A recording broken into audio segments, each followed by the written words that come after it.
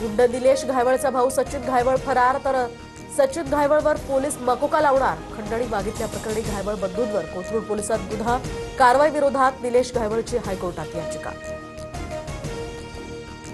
2019 पासून घायवळवर एकही गुन्हा दाखल नाही। गुन्हे असलेल्या एकाही व्यक्तीला मी शस्त्र परवाना दिला नाही। पोलीस आयुक्तांच्या सहीनच परवाना मिळतो। योगेश कदमांचं या संदर्भात स्पष्टीकरण।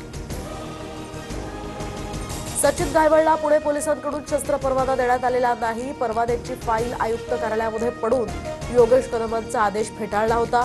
पुणे पोलिसांची माहिती। गुंड निलेश घायवळ राम शिंदेंचा निकटवर्तीय, त्यांच्या सांगण्यावरूनच बंदुकीचा परवाना दिला असावा। रोहित पवारांचे विधान परिषद सभापती राम शिंदेंवर गंभीर आरोप। वडेट्टीवारांच्या नेतृत्वात आज नागपुरात ओबीसींचा मोर्चा। विदर्भातील ओबीसी नेते आणि कार्यकर्ते यामध्ये मोठ्या संख्येनं सहभागी होणार। वडेट्टीवारांकडून मोर्चास्थळाची पाहणी। मुख्यमंत्री फडणवीस 3 दिवसात 6 विभागांच्या बैठका घेणार, तर 10, 11 आणि 13 ऑक्टोबरला आढावा बैठकांचं आयोजन।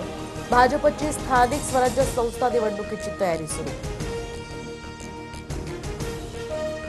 जळगावच्या मुक्ताईनगरमधील रक्षा खडसेंच्या पेट्रोल पंपावर दरोडा। बंदुकीचा धाक दाखवत लाखो रुपयांचे सीसीटीव्ही कॅमेऱ्याचं हे साहित्य लुटून नेल्याची माहिती। 3 जणांना या प्रकरणी पोलिसांनी ताब्यात घेतलं।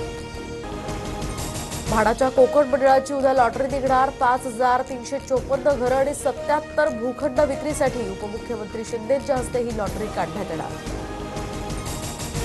ब्रिटनमधील प्रमुख 9 विद्यापीठांचे कॅम्पस लवकरच भारतात सुरू करण्यात येणार।